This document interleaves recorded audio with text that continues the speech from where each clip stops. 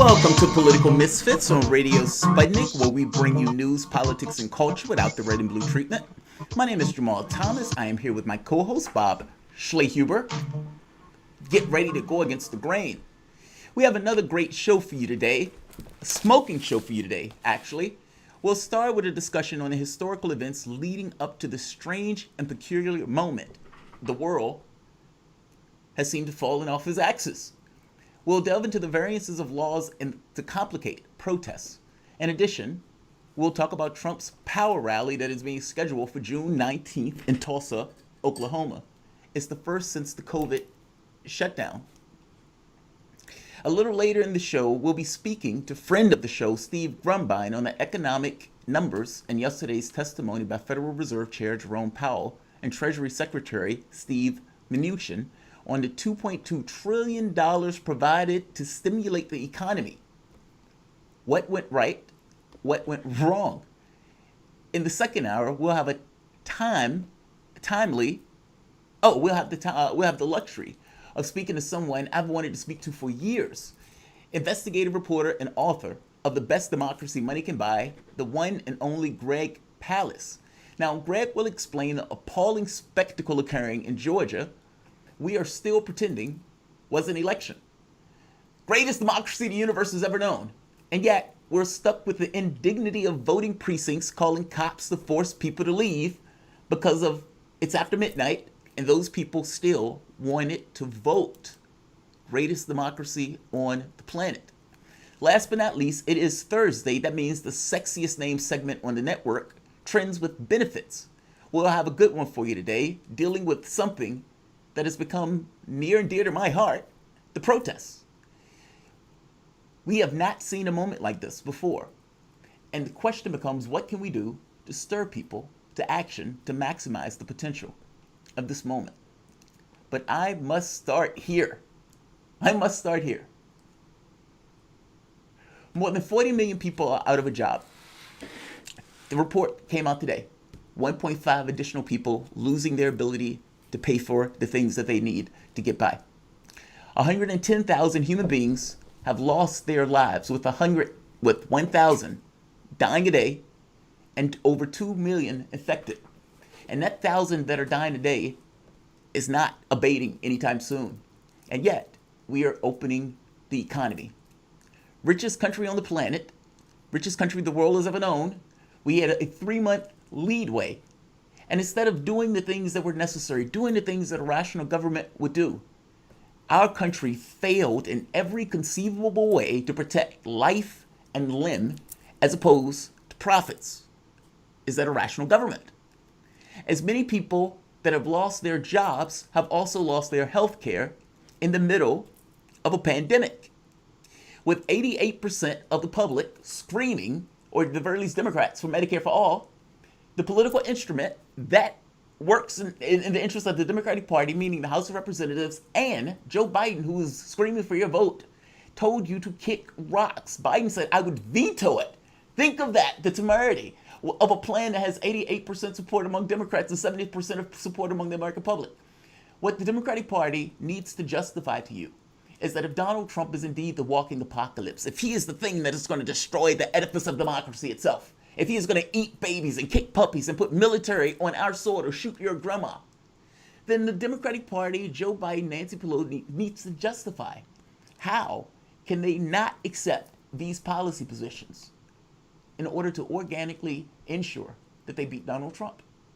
The question is not whether Bernie voters will back him. The question is, why don't these guys back policies that would allow them to win? While suicides went down worldwide, they've spiked a third in the United States. Same thing is true for opioid abuse, the amount doubling in the 21st century. 25% of the world's prison population is in our jails, despite the fact that we only make up 5% of the world's population. And by the way, a lot of that is put in place by a drug war that Nixon's criminal chief domestic advisor admitted was targeted to lock up blacks and hippies. The Nixon campaign in 1968 and the Nixon White House after that had two enemies, the anti-war left and black people. You understand what I'm saying? We knew we couldn't make it illegal to be either against the war or being black But by getting the public to associate hippies with marijuana and blacks with heroin, and then criminalizing both heavily, we could disrupt those communities, we could arrest their leaders, raid their homes, break up their meetings, and vilify them at night after night in the evening news. Did we know we were lying about the drugs? Of course we did. Of course we did.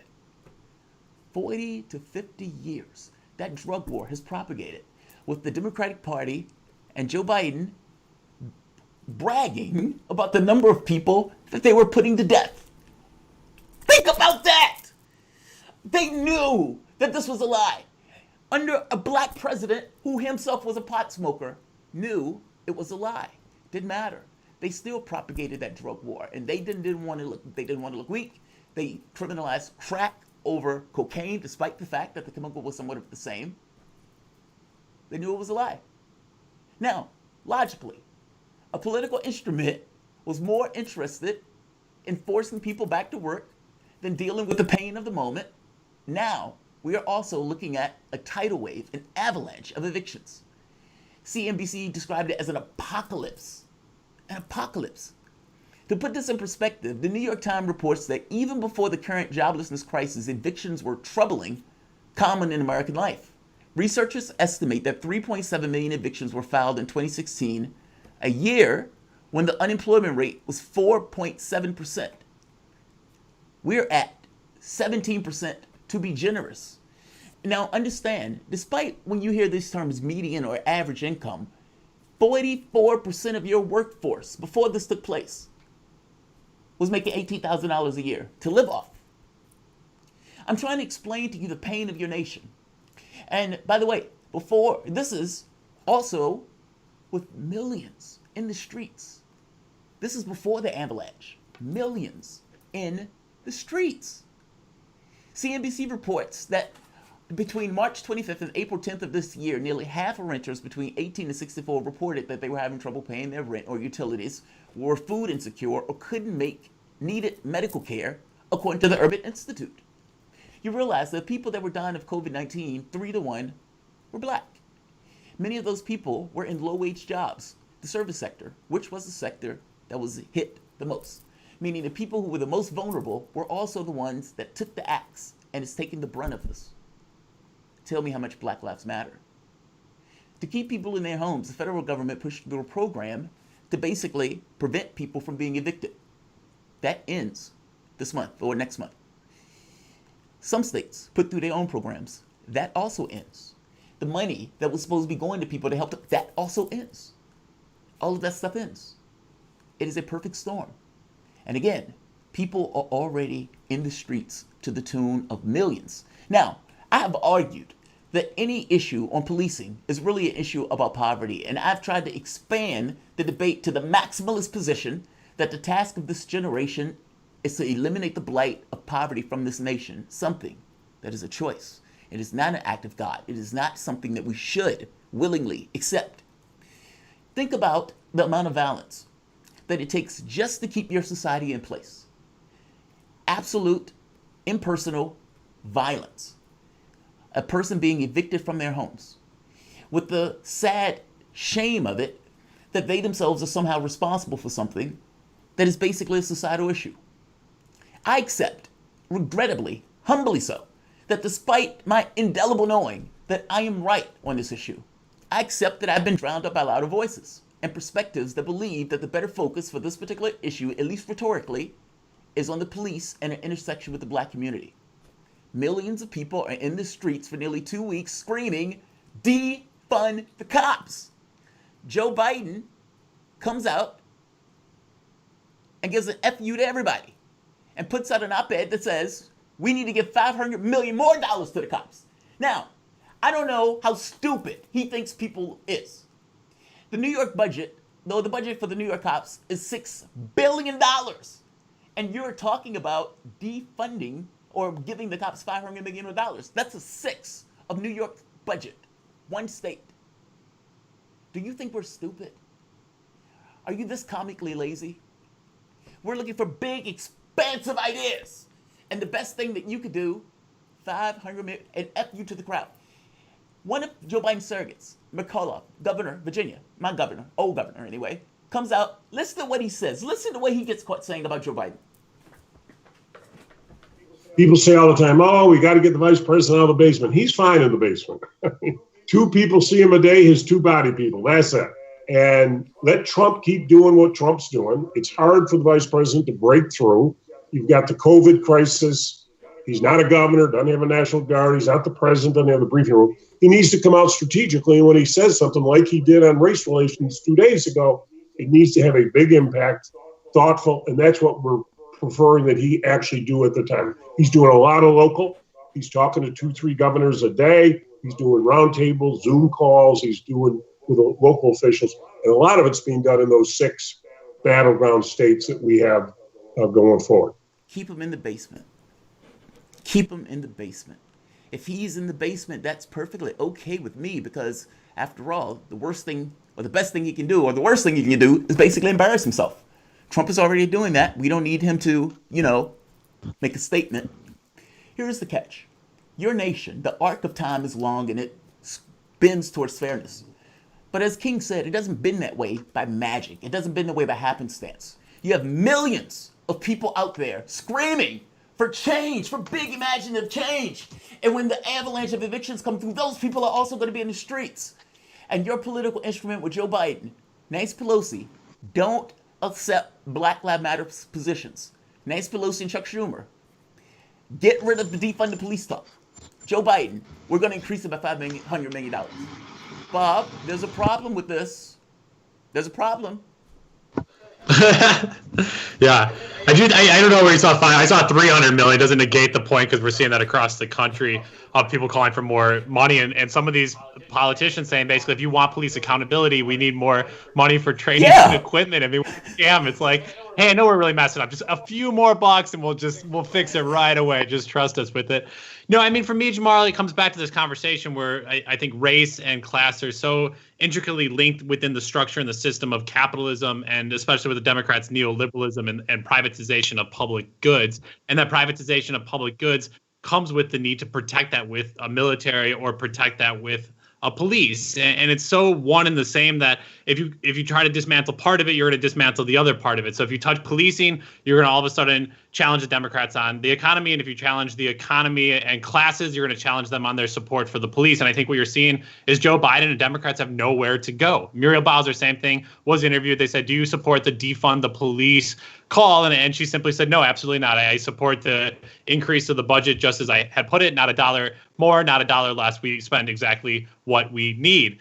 And so for me, that conversation then, Jamal, is how do we tear apart that system and structure? And maybe the compromise with what you're saying and this kind of sloganeering around defund the police is that this stuff is moving incredibly quickly. We've never seen, I mean, we were on the show a month ago saying, I think there's a movement coming. I wonder if it's going to be in the fall. Is it in a month? And boom, the next day there was another movement. And so this week it can be defund the police. Next week it can say cancel the rents. The week after we can talk about child poverty. The week after, we can talk about healthcare. The week after, we can address the environment. If people are mobilized and you want to grow the movement, it needs to be demand after demand after demand. And maybe you don't fully get the demand you're demanding in that moment, but at least you're going to set the table for the next conversation. And you got to continue to pressure the system and continue to show the fallacy of it, which is Joe Biden. Keep Joe Biden out in the public is my call. Let him show the world what the Democratic Party is.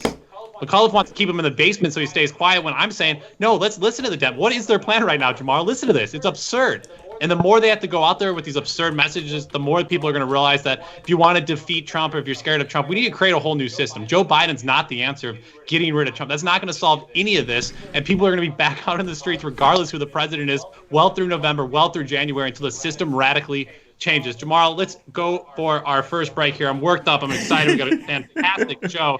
Caroline Light after the break, Greg Palast, Steve Grumbine. Are you kidding me, Jamar? We stacked the deck today, Thursday, June 11th. In our first hour, we will be talking about the history of vigilante and police violence in the United States, Donald Trump's plans to get back on the campaign trail, and the fraud and waste behind the Coronavirus Aid, Relief, and Economic Security Act. We told them, Jamar, the federal government does not care about them. And if that's not enough, don't worry. We have a second hour of Political Misfits right after that. You're listening to Radio Sputnik Live in D.C. We're back after this.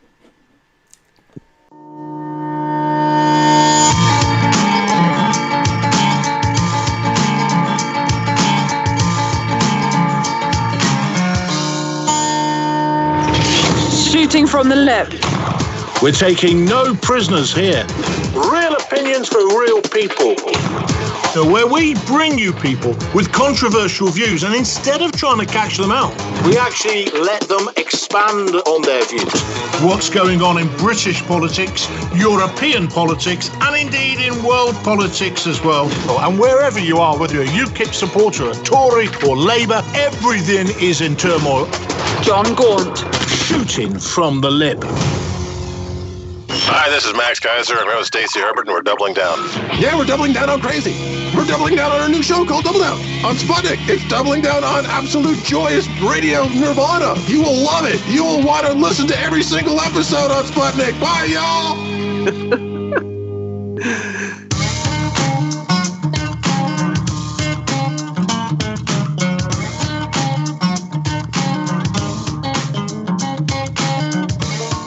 Back to Political Misfits on Radio Sputnik, where we bring you news, politics, and culture without the red and blue treatment. Continue our conversation here on June 11th. Give us a call, 202-521-1320. Continue to talk about the protests and the mass movements we're seeing not only in the United States and around the globe. You give us a call, 202-521-1320. If you're radio shy, like me sometimes, Jamal, I get paid to do this for a living, but I get shy sometimes. So if you're shy and don't want to call in, shoot us a tweet at Sputnik Misfits or head over to the Progressive Soapbox YouTube channel. You can check out Jamal's beautiful face there live on video and leave a comment there, and we'll get that online for you. We continue our show now, joined by Dr. Caroline Light, a professor and researcher at Harvard, specializing in gender critical race and ethnic studies. Her most recent book is A History of Stand Your Ground Laws and the Culture That Made Them Possible. Dr. Light, thanks for being here. Hey, Bob. It's good to be here. How are you? Hey, I'm Jamal. good, thanks. Well, it's absolutely a fantastic treat to have you here. I do want to just take a moment. Dr. Caroline Light and I work extensively on bringing justice to DJ Broadus, who was murdered about 3 years ago now in McClenny, Florida, in just a tragic incident of racial violence, of sexual violence, of structural violence, of system violence. And I just want to uphold and make sure we lift his name up in this moment as we enter into our conversation. Dr. Light, we have been talking a lot this week on the show around the Black Lives Matter call to defund the police, which the phrase, if you've been paying attention, is highly controversial for many. For me, the actual funding mechanism of policing is only one sliver of the problem with state-sanctioned violence in America and by extension of white supremacy in the United States, to both arm itself through the state, but also through militias and individuals. Much of the current American ethos is built on centuries of violent repression of poor and of people of color. How are you seeing this current moment in the broader American context of violence? Oh, my God. Yeah, you summed it up really well, actually. I don't even know where to start, but I think I'll start with what gives me hope. Gives me hope is that it feels like, at least it feels like, a lot more folks, including really young people, but also older folks, I'm middle-aged, white people in particular, paying attention to the interlocking structures that you just described. It's not just about police per se. It is about state enabled by structures of power that are historically rooted, that are built deliberately to amplify the power of wealthy white individuals while extracting value and disempowering and disenfranchising less powerful individuals and reinforcing the precarity and rendering into subjects of criminality more vulnerable members of society. And it's like suddenly it feels like a pivotal moment where people are starting to pay attention. And I actually am delighted that you brought up defunding, because this has been, for me, I think, a turning point. So many people now, the kind of middle of the road kind of liberals included, talking about defunding the police, which I think just a few weeks ago just sounded like the most radical, threatening thing in the world.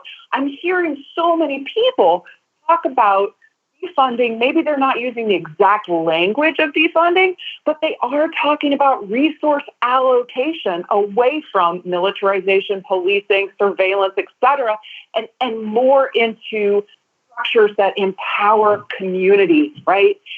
support services, welfare services, different kinds of services that amplify the autonomy and power of our communities. And like, to me, that is like, I'm trying to take hope where I can in this moment, right? Yeah. I feel like we're having an awakening right now. Yeah, it's the meme online, Jamal. I don't know if you saw it, where it was like Nancy Pelosi and Chuck Schumer with the Kenti cloth, and somebody saying, imagine in 2019 they said this would be 2020.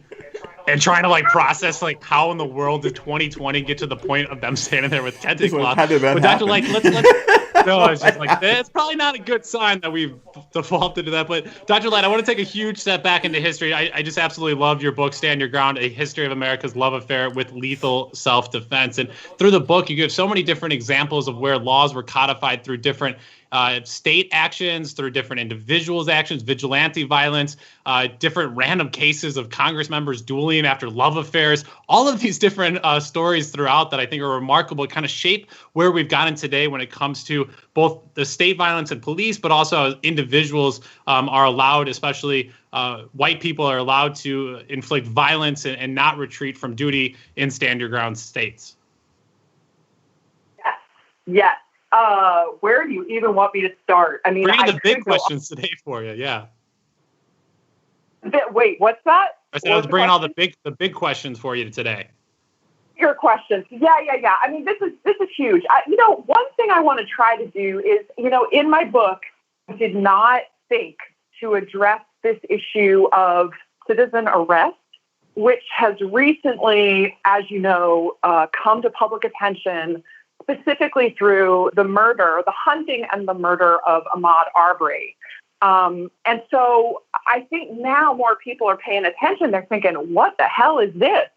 I do actually think those citizen arrest laws are a bigger part of that huge architecture that you just very succinctly named, which enable armed, traditionally white, more often than not male, but not always just male, but mostly white, armed individuals to essentially be their own police people, and to do so in the interest of the so-called protection of others as well as property. And so multiple things have happened over time. This isn't necessarily anything new. In fact, I think a lot of these citizen arrest laws have been around since the mid to late 19th century. So I actually think that's nothing new, but what we're seeing now is the distribution of firearms into more and more civilian hands. So not just the police with their heavily military weapons, but also average citizens, disproportionately white, disproportionately male, who have their firearms and are empowered to carry their firearms, actually encouraged to carry their firearms into public space in the interest of protecting property. And that's where you see something like this, horrific murder of Ahmaud Arbery, who's out for a run in this predominantly white neighborhood where apparently there's an entire Facebook, a neighborhood watch Facebook, where people in the community were posting messages about a suspicious-looking man running through the neighborhood so that everyone could be on high alert and so that Ahmaud's killers could hop into their truck with their firearms and pursue him. So in that one moment, we see, I think, the culmination of centuries of criminalization of Black masculinity, combined with this more contemporary ethos of civilians should be entitled to, quote, protect their property and protect their homes. So it isn't just stand your ground laws we're dealing with. We're dealing with an entire legal architecture and a culture that reveres whiteness. And Jamara, we have the Nextdoor app here in Washington, D.C. and neighbors and in cities across America. I'm sure plenty of people out there know what I'm talking about. And now the Metropolitan Police Department has basically added a feature where you can just click them within the Nextdoor app, this kind of neighbor-to-neighbor system, and you can just click them, Jamal, and then the police are like there and they're like ready to respond. Wow. So the integration between the two, right? Yeah, that's interesting. I mean, I think the terrifying part to me, I always say, part and parcel to the reason why I argue get rid of poverty, get rid of cops, because I don't like dealing with cops. I don't like that forced distribution where I look at this guy as a person, and he doesn't look at me as a person. He looks at himself as some kind of authority thing. And at any moment, he can dispense maximum justice. And he gets off. So it's terrifying to me that civilians have taken upon themselves to basically take on the same ethos as cops. To basically say, I don't even know what you did. Just by virtue of you running away from me, I am empowered to citizen arrest you. I'm astonished by that. I'm curious, what has society looked at over time with that? I mean, as you said, that was something that you hadn't necessarily delved into in your writing, so fair enough. But I have to be honest, I've never seen anything like the Arbery case, like where the citizens decide we're going to stop this guy with whatever force that it takes to stop this person. How has society basically looked at vigilantes doing this type of justice over time? Yeah. Oh, that's a fabulous question. Coming from a lot of different directions. I mean, it's coming from all different directions. We're getting a lot of signaling on the gun lobby front, for instance. The reverence for the Second Amendment in the service of self-defense, for instance, that was codified in the 2008 Heller decision with thanks to the late Justice Scalia's majority opinion that interpreted the Second Amendment as the right to have guns to defend yourself. I think that expanded this terrain of the virtuous armed citizen's right to, quote, protect. I think that, one thing I just want to mention, and this kind of loops us back to the conversation of defunding the police. And Jamal, like you were just saying, like, why get the police? We don't want to have the police involved, but what does this mean that we've got all these armed civilians out there? A very smart student of mine, Olivia Weeks, raised this question with me on an email in response to discussions of defunding the police, which have revolved often around creating civilian boards to provide the kind of protection and community response that folks feel will be necessary if we abolish this whole system of policing. And while that sounds really good in theory, we already have this massive architecture of armed citizenship, which is based so much on implicit biases that disproportionately assume criminality when they see a black or brown face. And so this is a massive thing that I want to make sure that we don't lose sight of, because this is encoded in our national DNA. Not only is this nation built on settler colonialist violence, racial capitalism, and racial terror, as Brian Stevenson and friends at the EJI call it so accurately. Not only is the nation built on those structures, it's also built on the denial of those structures. So we live with this historical amnesia that says, oh gosh, lynching was really awful, but now it's all over. What we have are new forms of lynching that are legalized through various codes, things like appeals to good citizens watching out for each other, which is really, if you look at the language that Ahmaud's killers used to justify their behavior, they pretty much all of them are trying to argue that they were just looking out for their neighbor whose house was under construction, and they're just being good neighbors. And in fact, you can justify so much through a gesture of protection. And so as a historian, one of the things I'm trying to pay attention to is how this gesture, this rhetorical gesture of protection, who's in need of protection in a given moment, how that changes over time. And what I find is it's a theme that reverberates throughout our history, and then it just takes different forms. And right now, we're the most heavily armed society in the world. So what does it mean that we've got firearms all over the place in public spaces, disproportionately concentrated into the hands of white people who feel empowered to use their firearms and ask questions later and serve as the judge and the jury in distributing justice? Yeah, I do want to just speak to, I think, something that both of you said that overlapped. And Jamal, man, I just totally hear you when it comes to engaging with the police and not wanting to be here. What's so difficult about organizing around issues of poverty and public health here in Washington, D.C. that I've experienced is that every single meeting you ever go to or organize or any community government meeting, the police are always there by default. To try to create spaces where there are not police within them is incredibly difficult. So even to get that space to bring people that are impoverished who need to be at the table to think about how we don't just obviously we don't just give everybody money and then like poverty solved. There needs to be deep integration of programs and capital within these communities. And just to get the police to, I mean, we had a rent strike. And 14 police officers came to a nonviolent, peaceful rent strike. And some of those rent strikers were undocumented citizens who now we talk about eviction.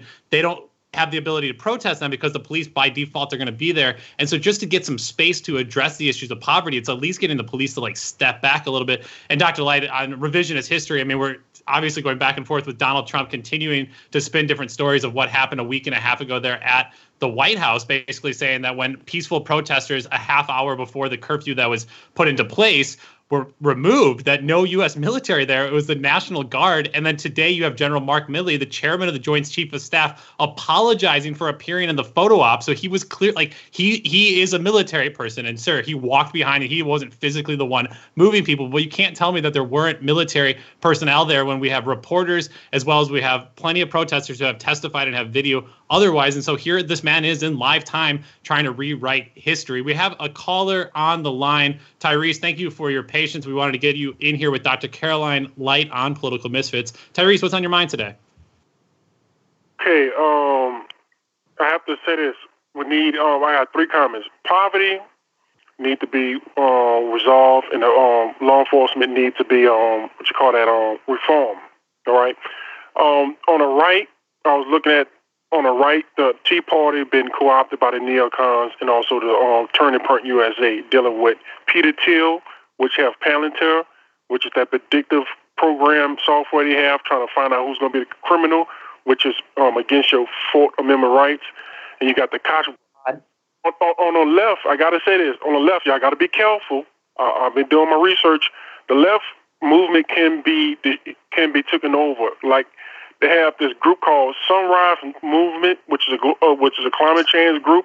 Receive money from Democracy PAC, receives money from George Soros. And George Soros is not the only one. Well, I'm just saying, Mr. Bob, listen to me out. Listen to me. Okay, I'm here. For what money y'all receive, because they're going to try to co-opt these groups. And once they have that money coming in, then certain things like that what you call that, the pipeline, I come to find out George Soros got money into that pipeline, and also he got money into CS gas being used against the protesters. Yeah. So these groups can be bought off shortly but surely on right and left. So I'm just saying. Tyrese, thanks for the call. As always, really appreciate you. I totally hear you. We see the same thing. We have GoFundMe campaigns popping up left and right across the country for mutual aid, people flooding these different GoFundMe campaigns, and some of them turn out to not be real, or there's lack of accountability and structure. And that's why the left has to organize. We have to organize, set up structures of accountability, count every dime, keep your receipts, because they're going to try to buy you, sell you off, or distract you from the work that has to be done. So Tyrese, thank you as always for the warning. Jamal Thomas, I'll give you a little last word here as we just have a few minutes left here with Caroline Light. Yeah, Dr. Light, I really do appreciate this conversation, and especially what you said. You said something that triggered something else. Basically, the issue with America, and some people may disagree with this, it's not really blacks. It's that whites have brought African Americans to a country, or Africans to a country, deformed them into slaves, and in doing the deformation, kind of deformed themselves, especially in the perspective of those African Americans, because they had to create structures that would legitimize what is basically unconscionable. And those things perpetuate themselves through time. And so you have this kind of weird space where there's not really an honest acknowledgement of history, let alone how history sticks to itself. And you have this this kind of unraveling that needs to take place. If you had the ear of an administration right now, and you have all of these people in the streets, and that administration is like an LBJ saying, yes, make me do it. What would you tell them to try to get them to unravel not just those structures, but even how do you get the point of view to just fundamentally change or to shift? Oh, man. I would come back to, was the caller's name Tyree? That was brilliant. That point about follow the money is so powerful and important, because an enormous part of this powerful structure, which you just brought up, Jamal, is about the money. It's about racial capitalism. This is a nation built on racial capitalism, which is all about concentrating wealth and power into as few white hands as possible while extracting it from everyone else.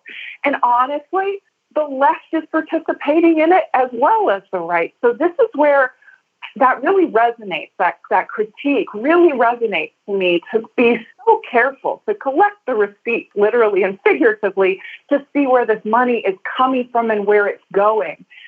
So I don't know if I would be necessarily the best policymaker, but I'm very much in line with folks who are about dismantling the racial capitalist system, decarcerating, abolitionists. So I want to take it all down, strip it all down, and I'm very much in favor of redistribution. But it's got to be, it's very, very hard because we're so deeply entrenched in this kind of culture. And it's the most violent culture, I believe, that we've had so far. And I think it's going to continue to become more violent until we put our actual hearts in the work of dismantling it and owning our history.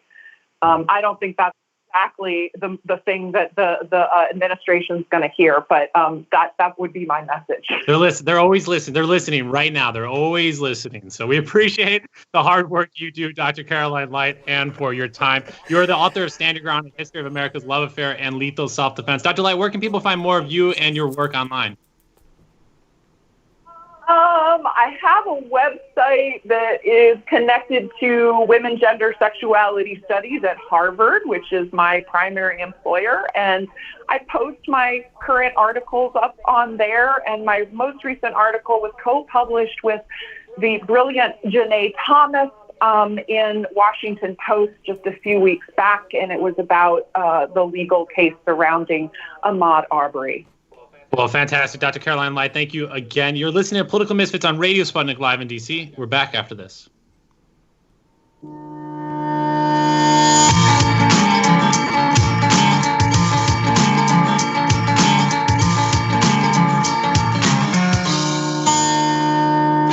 We are above all the latest developments, and we don't take any sides.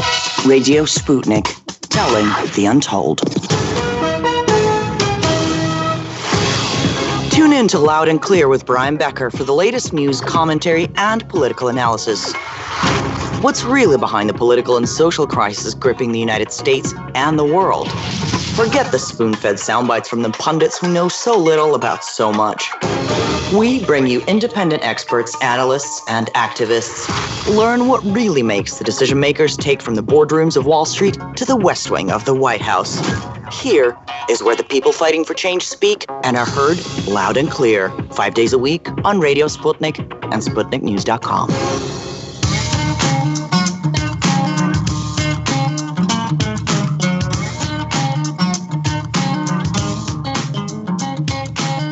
Welcome back to Political Misfits on Radio Sputnik, where we can bring you news, politics, and culture without the red and blue treatment. They can't do that everywhere else tomorrow. We have the unique ability to talk truth on the radio station here in the nation's capital, 105.5 FM. I'm Bob Schlehuber. Jamarl Thomas sort of kind of with me here. We continue to social distance to stay healthy. Big shout out to our engineers, as always, for heading in to the workplace to keep us live daily here Monday through Friday, 12 to 2 p.m. Eastern Standard Time. Political Misfits. Check us out on podcast or give us a call, 202-521-1320. Jamal, I just got to freeze for a second, Jamarl, and go back. I know I kind of just slid that story in there with Caroline Light about General Mark Milley, the chairman of the Joint Chief of Staff, having to apologize for being in that photo op with Donald Trump. I mean, Mark Esper already had apologized. Trump had apologized. Miley here, get this. Miley says, as senior leaders, everything you do should be clearly watched, and I'm not immune. As many of you saw the results of the photograph of me at Lafayette Square last week, that sparked a national debate about the role of the military in civil society. He goes on to say, I should not have been there. My presence in that moment and the environment created a perception of the military involved in domestic politics. Perception is reality. As a commissioned ununiformed officer, it was a mistake that I have learned from, and I sincerely hope we can all learn from it. That's yeah, I mean, profound. so again, maybe Wow. trying to basically say like I was there, my troops weren't there. Like it was. I mean, I feel like he's trying to kind of play it both ways within his apology. But the fact that the Joint Chief of Staff and he goes on to like talk about George Floyd in the current moment we're in, this is a huge moment. That singular event, and this is kind of where the whole point was. And I really just can't say how much I appreciate, love, respect those on the front line who had to be trampled, had to take the rubber bullet, who put themselves out there for that. Like that though, Jamar, that was the goal. Yes. That was a huge win to protest and to provoke the state to that action. And it's terrifying because you're basically saying we need to provoke the state to kill us or to hurt us to get change. And that's a remarkable fact that we should also live with. But to actually get the state to provoke itself to overreach like it did and then get apologies like this is an incredible moment. So kudos to those protesters for being out there, for taking one for the team, if you want to say. Just incredibly scary. So thank you to all of them. But wow, Jamar. You know, I when I was leaving for the protest, I told my wife, I was like, all right, I'm going to get my pint of blood. Now, she looks at that and thinks, oh, God, that's ghastly. But as I tried to explain to her, the only thing that you have, that all of these people have, going back in history and everything else, if you are not trying to smash the state, meaning you're not going out with guns and pitchforks, whatever else, then all you have is your bodies. Because you're not going to fight them, meaning you're just going to be there in order to provoke them. And they're going to shoot you with stuff. They're going to hit you with pepper bullets. They're going to beat you with clubs. They're going to punch journalists. They're going to kick you. They're going to get you to the corner and shove you in cars. But you go out there because there's something that matters that much to you that you're willing to do that. Yeah, it's not pretty. It's not sexy. When Martin Luther King is holding that sign saying, I am a man, and they're beating him. Well, they're taking a beating because they're in suits. The public is looking at this saying, oh, that's horrendous.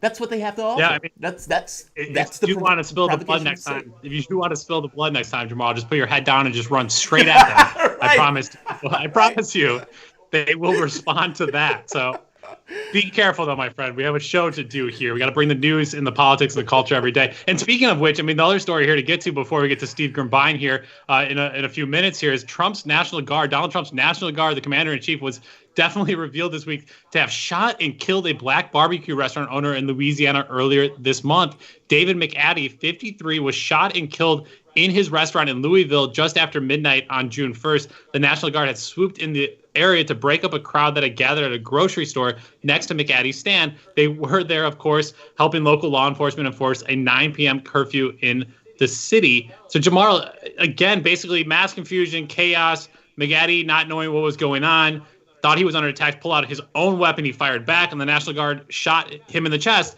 And so it's one of these things where we talked about this, where same with in Buffalo, right? You have a bunch of ramped up, very aggressive dudes mostly, and there's women and I was going to say non-gender binary people, but very few of those. People like what? Military. Right. My stereotype right now, and there's plenty of trans people that are aggressive and commit violence as well. All humans have the capability to commit violence. So anyways, back to my point. You get a bunch of ramped up, over-energized, zealous people with a bunch of weapons chaotically running around cities and places they've never been to, have no idea where anything is or who anybody is, running around. You're going to see incidences like this left and right. You know, more apropos, to put it in perspective, they enforced the curfew, and that man died because of it. Like, this is, this guy was selling Lucy's so I could dispense maximum justice. Well, no. Like, the very fact that you had the curfew there in and of itself was causing a problem. That man died basically because you wanted him to be in the house at 6 o'clock. Like, put it in perspective and realize how horrendous that is. That man is not going home to his family because of that. Is there a better way to have done that? That should be an honest engagement. It's a small black-owned. It's a small black-owned business. I mean, it's a restaurant, right? The guy was trying to feed people and make money, and that's who we're killing business owners just trying to like make money and survive in capitalist America. Jamal, let's talk more about capitalism and the United States after this quick break when we come back with Steve Grumbine. You're listening to Political Misfits on Radio Sputnik live in DC. We're back after this.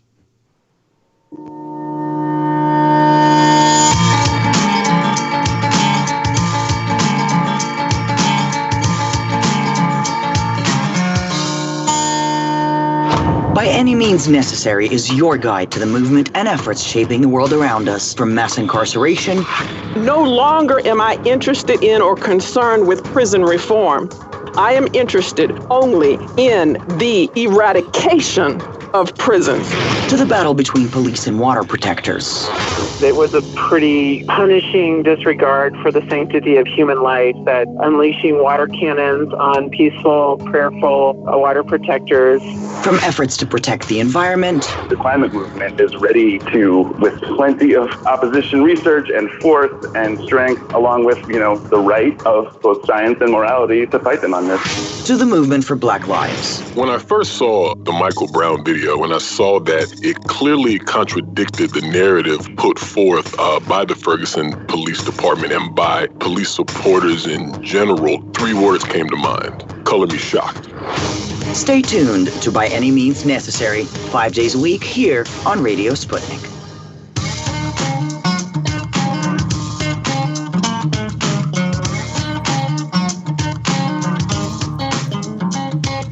Welcome back to Political Misfits on Radio Sputnik, where we bring you news, politics, and culture without the red and blue treatment. My name is Jamal Thomas. I'm here with Bob Schlehuber, my co-host. We've been discussing the historical lead-up to this particular moment in time. If you guys are digging what we are putting down, smash that like button and give us a share, meaning share this video. You can also join the convo with your chats, tweets, or calls, 202-521-1320. That is 202-521-1320. So, yesterday, the gods of economics, Federal Reserve Chairman Jerome Powell and Treasury Secretary Steve Mnuchin descended from Mount Olympus to publicly account for the $2.2 trillion Corona Aid, Relief, and Economic Security Act. Now, both testified by video conference before Senate Banking, Housing, and Urban Affairs Committee, taking insult and abuse for basically being criminally incompetent. A recent report by the Congressional Oversight Committee noted that nearly none of the $500 billion in the Federal Reserve's lending program has been lent. Again, it's a lending program. The point of it is to be lent. The CARES Act, on the other hand, has released funding at a crawl, with larger companies taking advantage at the expense of smaller businesses. Now, the Labor Department reported another 1.5 million people have lost their job this week. With more than 40 million people out of work, 110,000 people dead, and nearly 17% unemployment, and an avalanche, apocalyptic amount of evictions around the corner, the gods of economics seem entirely and utterly incapable to do anything but watch. The Fed Chair Powell proclaiming the pain will last until the 21st, meaning 2021. Now, they have made the point of saying we may need to give a little bit more aid. Fair enough. But ultimately, the pain, the anguish that's there, they're not expecting to go anywhere for at least a year, if not more.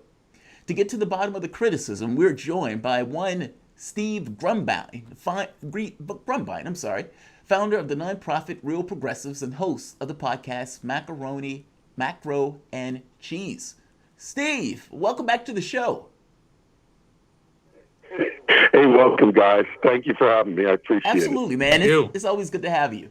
So, you tell us what went wrong in the $2.2 trillion that was supposed to be lent out to the public, and what went right?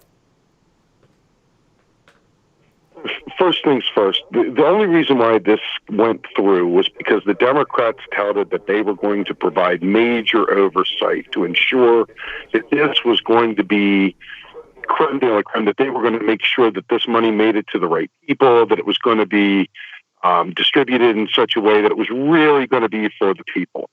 Well, 76 days in, there's still no chair. And anybody that didn't understand that Mitch McConnell had no intention of really providing any oversight is crazy. So this money is sitting there. It's criminally negligent. No money has really been spent out.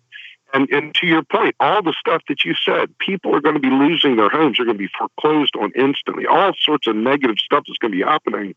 And to further piggyback on what you said about Powell actually has been the one bright spot in this whole thing, ironically. The Federal Reserve, which is a black eye constantly, he's out there saying, without fiscal base, without fiscal stimulus, without Congress actually spending money, this thing is going to be really brutal. And that 1 year is optimistic. It could be even longer than that because they're trying to solve all these problems with monetary policy, which only add debt to the economy.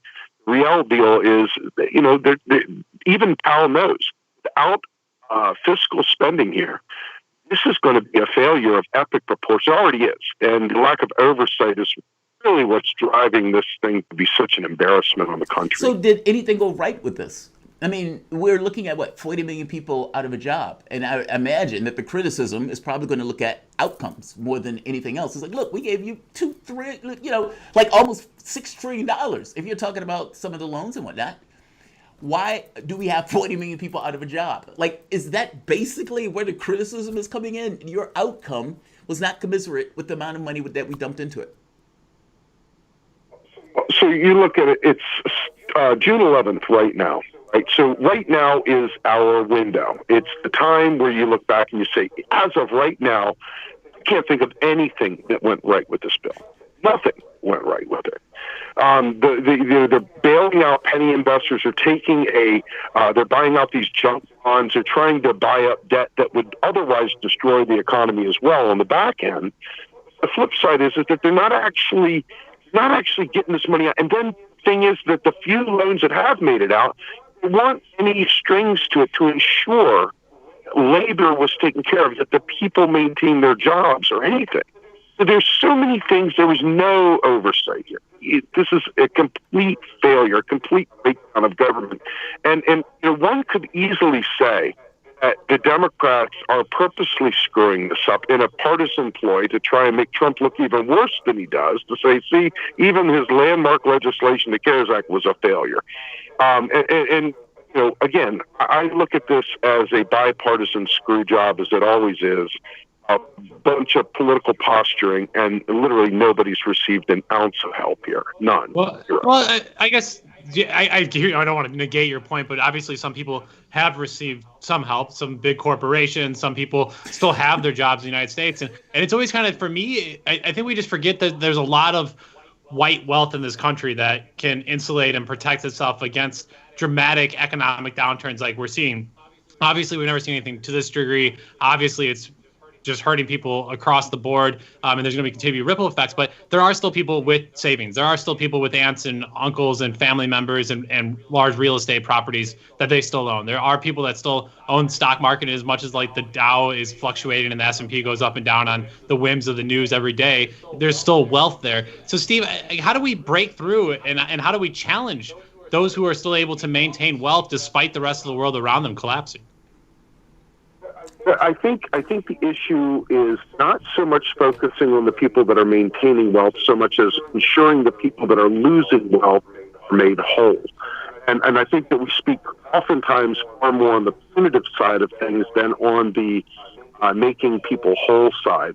You made the great point that some people have maintained their jobs. I mean, the airline industry was able to negotiate a great thing to keep them going, because pilots and attendants and other mechanics and so forth, you can't be out of a job because I'm certified to keep them certified flying, they've got to stay in place. So there was a lot of necessity to keep them whole. So in that sense, the airline industry was made whole. The rest of this, quite frankly, is 100% not helping the people. I think we need to spend on the people. I think we had it right with the $1,200, except instead of $1,200, it should be more like $8,000. We talked last time about eliminating the debt of mortgages and putting mortgage debts on hold, not forbearance, writing off debt, etc. I think a lot of the problem is not people with wealth, to people without wealth. We need to focus on them and less focus on the people that somehow or another got through this. Unfortunately, I really believe that. Unfortunately, Steve, Democrats, a report came out, I think it was like yesterday or day before yesterday, Blue Dog Democrats and regular Democrats are concerned with the debt. They're concerned with the debt. In straightforward, basic terms, their issue is now they need to do something about Social Security and Medicare. They literally said that. Now, what is wrong with that? What is wrong with that thinking? Because Republicans are going to say, oh, God, the debt is monstrous and the world is going to fall apart and income tax rates, those are going to go through the roof. We're going to lose our money. The world is going to fall off its axis.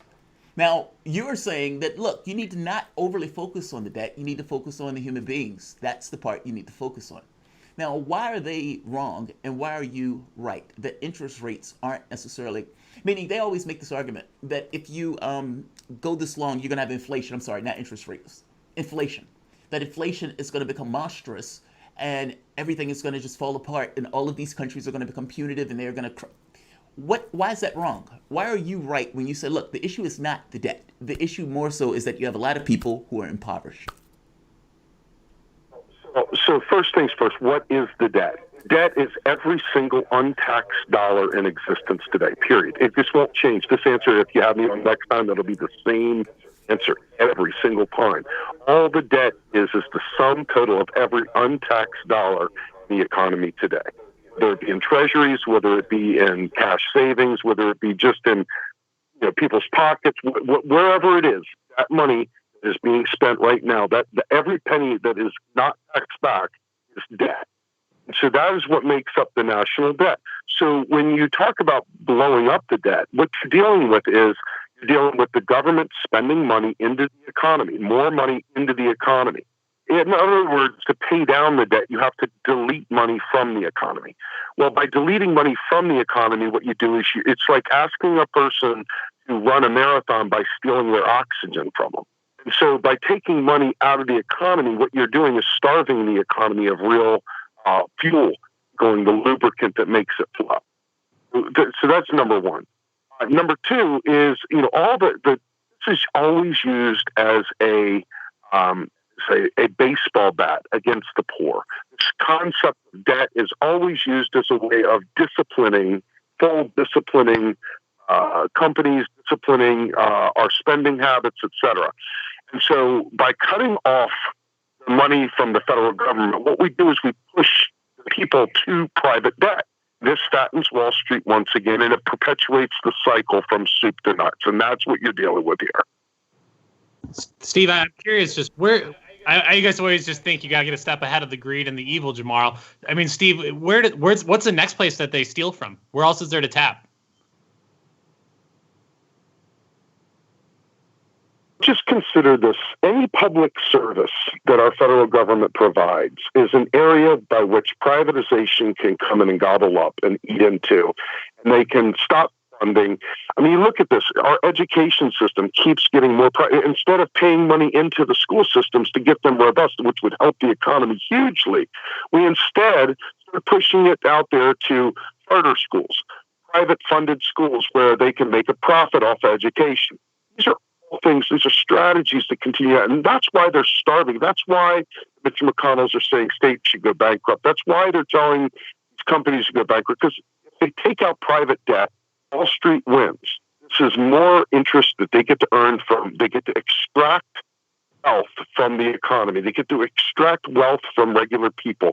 Every time somebody has to take out a loan versus the public spending it into existence, they are literally extracting wealth, extracting value from every person's labor, from every person's assets, from their generational wealth, you name it.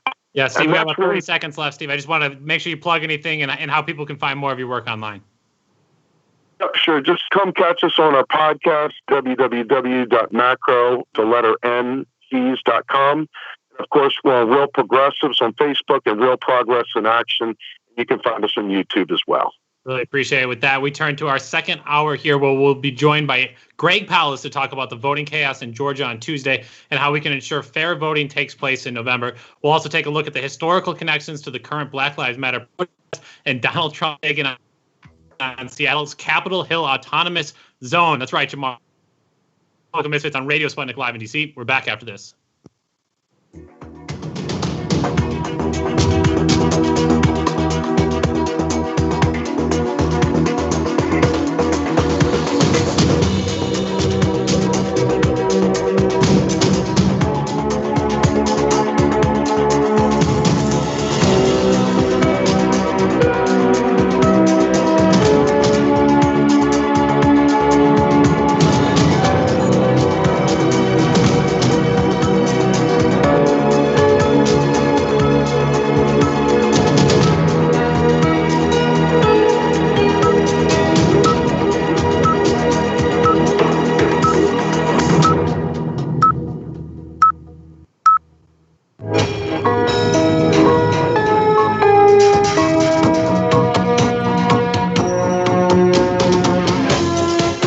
You're listening to Radio Sputnik. Telling the untold.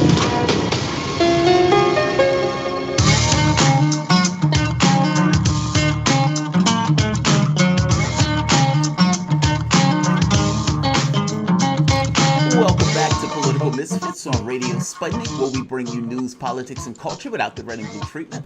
My name is Jamal Thomas. I'm here with the bombastic rebel-rouser, Bob Schlehuber, my co-host. Fired up. Yes, we still have lots to cover over the next hour, including the sexiest name show on the network, Trends with Benefits.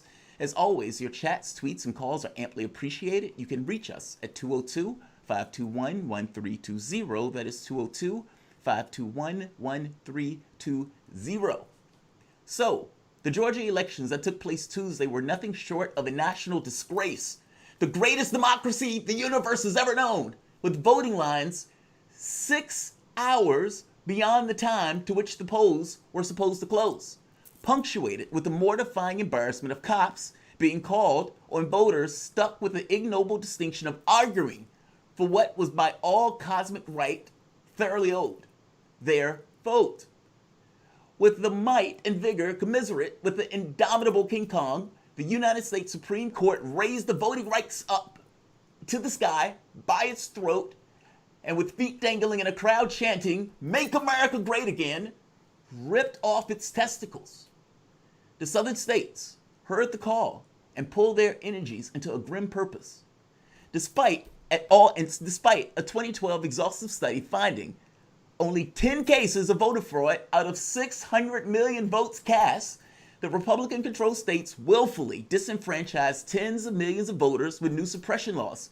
Florida, Georgia, Illinois, Iowa, Kansas, Michigan, Mississippi, New Hampshire, Ohio, Pennsylvania, South Carolina, San Diego, Tennessee, Texas, Virginia, Wisconsin, West Virginia. Not able to contain himself after ramming through a law in Pennsylvania just before the 2012 election between Obama and Romney, House Republican leader Mike Terze said the quiet part out loud. Let's hear the clip.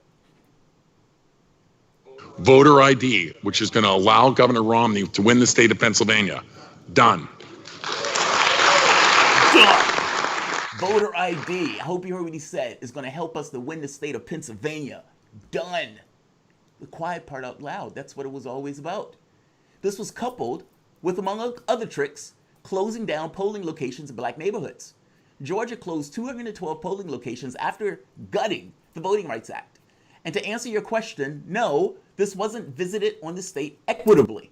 There were 80 fewer polling locations in metro Atlanta, coincidentally, the area where the majority of blacks live. The reality is that the actions and the actions are morally and democratically reprehensible, but rational, infinitely rational. Right and wrong in a competitive game space becomes nearly irrelevant if the participants of the endeavor of that particular atrocity is allowed to prosper. God may judge your soul, but he will do so with you winning that seat. Regardless of what you've been taught, in the same way winning a debate is not always about winning the argument, winning an election is not always about getting more people to the polls. Republicans understood this dilemma long ago. 3 people have as much wealth as half of the population. All rational opinion would be that the poor would vote for a more equitable society. Fact of the matter is, though, the chances of Republicans goes up the less people turn out to vote. Let's play the clip of Paul Weyrich. Let's hear his logic on this. Now, many of our Christians have what I call the goo-goo syndrome. Good government. They want everybody to vote. I don't want everybody to vote. Elections are not won by a majority of people. They never have been from the beginning of our country, and they are not now. As a matter of fact, our leverage in the elections, quite candidly, goes up as the voting populace goes down. Right there. Right there. That has been the modus operandi with fig leaves and conspiracy theories to justify the indelibly unnecessary either voter IDs or shutting down polling locations or coming up with gimmicks in order to get rid of people with certain names. This has been their policy. This has been their plan, among other things. But the affecting that part of cutting down the amount of people who are going to vote has been what they have been doing for decades. To discuss the appalling electoral conditions and the greatest democracy money can buy, here is Greg Palast. Greg, thank you for joining us. Investigative reporter for the BBC, The Guardian, The Rolling Stones. His bestsellers include The Best Democracy Money Can Buy and his new book, How Trump Stole 2020, The Hunt for America's Vanished Voters, will be out on July 14th. Greg, I had to give you the right intro. I'm sorry. Welcome to the show. I thought it was pretty good, and I loved your, I won't call it a rant. I'll say it was a good explanation of what's going on here. Well, I tried to give it a snapshot summary of what took place before bringing you on because I wanted people to be up to speed on what was going on. I'm curious, before we start, with everything that's been going on in the United States, you've had a prodigious career in dealing with investigative journalists, but also just as a person of history, as an individual in your own space. How have you perceived the things that have been taking place regarding the people who've been out on the street protesting about the virus, all of these things that has been taking place all at once? Well, it gets quite personal because if you go to gregpalast.com, you'll see a little film clip about a minute long about where I was covering the protest in Los Angeles here. And I had with me is my intern helping me, and who's also my goddaughter. She's Swiss African, so she is black. And she was out on the street with me in Los Angeles covering what was going on. And there's a cop who points a shotgun at us, and about 6 protesters holding little cardboard signs that Black Lives Matter. Young people in their 20s, all African American or Hispanic. It's Los Angeles, of course. And here's this gigantic line of cops. There's literally only 6 protesters that were in front of made it to the police station because they just kept blocking every protester. And he starts screaming, 40 millimeter up, I'm going to put a 40 in you. Now understand, that either means a 40 millimeter rubber-clad bullet, not a rubber bullet. That's a wrong term. Rubber-clad bullet, which is pretty darn lethal. Less lethal than a regular bullet, yeah. But the injuries are real. Lethal? Those injuries are real. We have reporters here who were injured with those rubber bullets, quote-unquote rubber bullets. Like you said, the metal sheath, with rubber. Yep. And in Los Angeles, every reporter is more than aware that Ruben Salazar, a reporter here in Los Angeles, was murdered, really, when they shot a tear gas canister into his head. So this is serious stuff. And she asked me, remember, she's African, right? So she said, am I in danger? And I had to say, yeah. If you're a young person with dark skin, you're immediately guilty in the eyes of that cop over there. And, and this was really serious. This was really dangerous stuff. I actually took a chance. I figured if I ran away, I would get shot in the back. Not very pleasant. I went towards the cop, not running, very quickly with, I'm wearing a suit, my God. And so I look like a reporter, and I've got my press badge, and I'm holding up my press badge over my head, screaming, press, press, press, press. And here's the thing. You shouldn't shoot someone, even if they're a protester and not a member of the press. I figured, and I made a good gamble that if I said press, press, press, press. So the cop with the gun, right, he's screaming, he's sweating, he's shaking, he's out of control, okay? But then suddenly he calms down because he sees I come to him with my press badge. He said, oh, I didn't see that. Well, why were you... These are unarmed kids with nothing but a cardboard sign. Why are you ready to blow a hole in them? So I said to him, are you really going to... Because he was yelling curfew. It was a few minutes after the curfew. He was yelling, so I said, were you really going to shoot these kids for curfew? His answer was going to be yes. He was going to say yes. And I have to be honest, Greg, look, cops kill 1,000 people a year. And we make up 13% of the population. So the disproportionate amount might be like 24%. The majority of those are white. Your white skin will not protect you. Exactly. So I'm an older white guy with a press badge and a suit, and they'll back off for me. What if I weren't there? Would they have shot those kids? You know, they well, it's a rubber bullet. We didn't realize that it would kill the guy, or one guy who is actually a guy who works with the police department to reduce tensions in San Jose, I guess it was. Just got his testicle shot off by a rubber bullet. And he's the guy who works with the police department to reduce racial tension. How iconic is that? I don't mean to laugh. I'm sorry. I just mean, like, that's so iconic. Like, that's the perfect, it's like, because we need to give these guys more kittens and whatnot. And it's like, no, it's in the bricks. Like, the guy who you were talking to that was sweaty and terrified. Anybody that's put into that spot, I would wager to you would be that way. Like, it's in the bricks in the way that human beings are going to behave in that situation where you say, go out and get rid of those people who are angry and gesticulating for change. Let me ask you this. And that. Go ahead. I'm sorry. And to the votes, the problem is that we've had, as you've said, Greg Palast, me, I've been doing investigating, whether it's for The Guardian like now or Rolling Stone or whatever, the racial, we use the term racial vote suppression. But that's a funny word, because if someone steals your car, you don't say my car's been suppressed. My car's been suppressed. No, your car's been stolen. Your vote's been stolen. Well, that actually gets to the really good point. You made the point that Trump stole the election. So what did he do? Like, how did the Republican Party steal this election from Hillary Clinton? Okay, well, of course, you got to read the book, How Trump Stole 2020, which also tells you, of course, we begin with how he stole 16, so you'll understand how they're stealing 20. We can steal it back. I don't want anyone to get in despair. That is, we can bust the burglars, we can reverse it.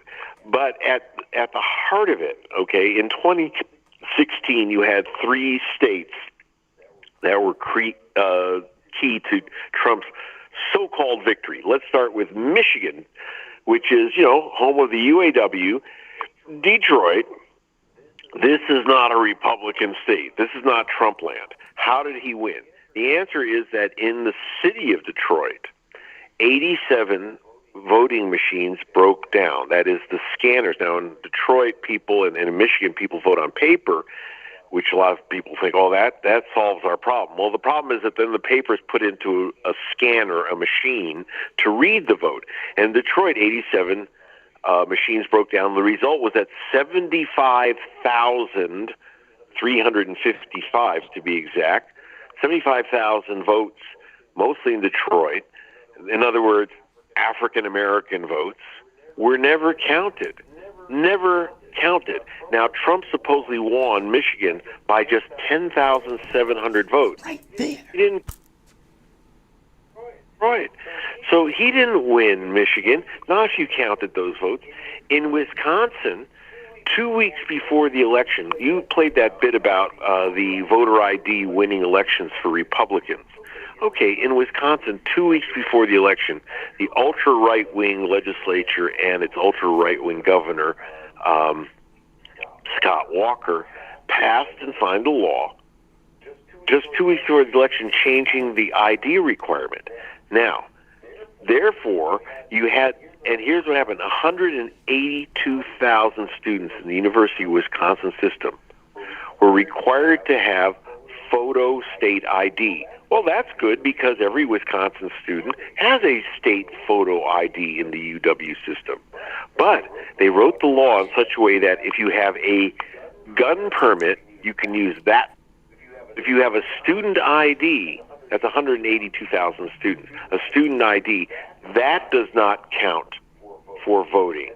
And so Trump wins. And by the way, you had about 50,000 black folk in Milwaukee who were immediately disqualified from voting because they didn't have that ID. Remember, it's 2 weeks before the election. Well, how are you going to get that ID, right? So even if you knew about the change in the law. So Trump supposedly won Michigan by less than Wisconsin by less than 23,000 votes. 50,000 black people couldn't vote. 182,000 students couldn't vote. Who really won Wisconsin? Okay, again, stolen. Pennsylvania, more of the same problems with mass purges of the voter rolls, which is the trick that they're going to use in 2020. So that's a long discussion. Each state is a little bit different, but all of these things are aimed at voters of color, and now this year, young people are the new target in addition to voters of color. They've done a very good job of returning Jim Crow. Now they've got to go after the young voters, too, who are not exactly in Trump's camp. Now, maybe you can explain something to me, because I was always maybe perturbed is the wrong word, but not understanding maybe is the other part. You've been in the field of voter suppression for a while, or voter theft. I mean, that's basically what we're talking about. I mean, in the old days, these guys used to have paramilitaries because they used to be like militaries to some degree. Like one side would be part of a faction of a military. However, that has kind of moderated. And it is theft. This is our democracy we're talking about. This is supposed to be a representative government. And if you have a situation where your votes are being stolen, then they are literally toppling democracy itself. So this is dramatic in regards to scale. I don't understand why the Democrats never challenged this. So it's like for years, like why are the Democrats reluctant to politically focus on this very specific issue, even after the elections? Like you say, Hillary Clinton had the opportunity to challenge, I think it was like Wisconsin or Michigan.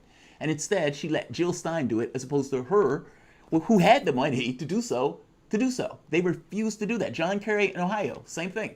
It's like they refuse to challenge when something seems dodgy with the vote. What is with the Democrats on that front when it can be provable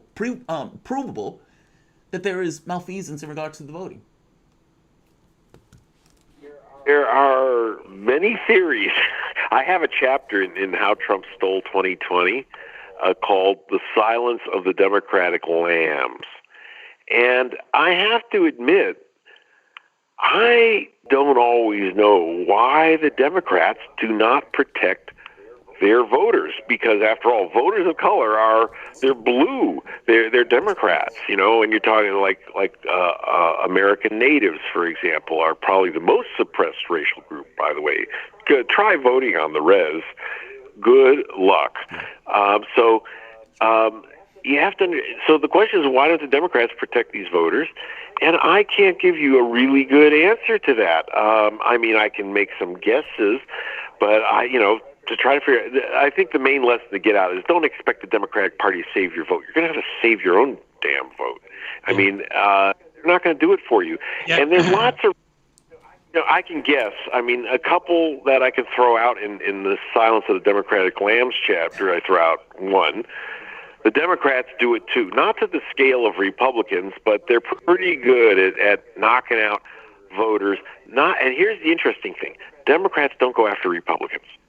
They go after other Democrats, because the Democrats' vote suppression or vote theft techniques are used in primaries. Yes. So you have Democratic establishments who, and by the way, this often is racial too, because like you take a state like Virginia, or take a state like California, the Democratic parties of these states do not want voters of color to take over the party.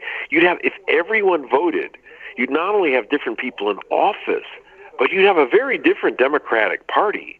And you wouldn't have candidates. It's unlikely you'd have candidates like Hillary Clinton if everyone got to vote of all colors and all ages.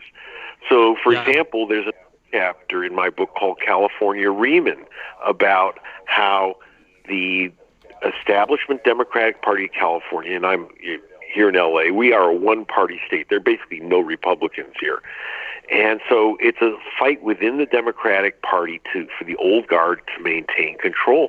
And I showed in detail, working with the top voting statisticians in California, that Bernie Sanders, for example, in the primary here in March, was shafted out of 553,000 votes. That's a lot of votes. That's a lot of delegates. It could have kept him in the race. I don't know. But I do know that the Democratic Party twists itself into pretzels to try to reduce the power of voters of color. And I think of here in Washington, D.C., which is a city completely 100% run by Democrats. The voting process failed itself last Tuesday when there was the same long lines. For me, it's just because they don't care about people. I mean, what else is there to say? This Democratic Party has continued to privatize land, continued to privatize public services, continued to take money from the poor and give to the wealthy, continue to have manufactured poverty, developing luxury condos when people just need basic shelter. They can't do that. So why would they care about the democratic process of actually including all people in a process that then isn't going to actually serve those people? Obviously, they're going to do enough to placate and get enough votes to win. And the goal is just win by one vote and not have to ask a single other poor person in this country to vote for them because they may have to actually own or give them something in return. So that way, for me, it's a concerted effort. Greg, I'm really fascinated, really wanting to get ahead of the conversation here come November. I'm terrified that we're going to just see a chaotic situation. It's one thing for these primaries to take place when not many people are voting and most people don't really care. They just want the Democrat or Republican get us to November in the general. If we saw issues this last few weeks here during coronavirus and the protest, what are we expecting come November? Well, as I said, Trump stole 2020 already, but we're going to have to bust the burglary. And here's the main way that they've done it. This is an official figure. This is not Greg Palast coming. I didn't get this from some black helicopter overhead. This is from the Elections Assistance Commission, which is a federal government agency which tracks voting. And they said in the last 2 years, 16.7 million, that is almost 17 million voters, have been purged, that is flushed off the voter rolls. 17 million voters. And what you saw, what was not discussed about the voting disasters this week, is that the mass purge was at the heart of this disaster in places like Georgia. Now, when I say disaster, it's disaster for the public, but it is exactly what the GOP thief-meisters have come up with. Now, by the way, I'm nonpartisan. If Trump wins by the vote of the people, God bless you. Welcome to democracy. But I think that the voters should choose the president, not vote thievery choose the president. And in Georgia, what we saw was the test run of the next vote thieving method. So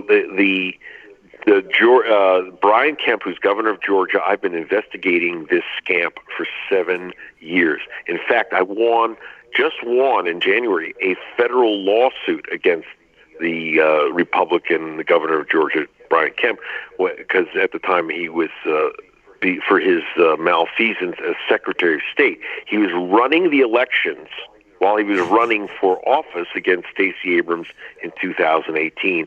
Stacey Abrams, for those who don't remember for some reason, was the first black woman in American history to run for governor of any state. And she won. She said she won. And she cited my numbers. And she said, but I won't be inaugurated because of Jim Crow tactics. Now, that's the first Democrat I've ever heard say, I won, but they cheated me out of the election. But again, you have to, let's face it, she is of the non-white persuasion. It's not that, in fact, when we talk about Democrats... Well, Greg, let me just ask you real quick, because you're a historian. After the election there in Wisconsin, who actually was going to pay to trigger the recount there? Was it the Democratic Party or was it the Green Party? Exactly. Well, it was the Green Party. In fact, I'm the reporter. I announced the recount. Jill Stein called me and said she's going for a recount. She wanted me to report it because she knew if she told the Times, the first thing they do is say, "Oh, that's insane," and so she called me to announce the recount. But understand, when they talk about recount, just so you know, what she really meant, what she was paying for, is to count the ballots that were never counted in the first place. So remember I told you about the 75,000 uncounted ballots in Michigan.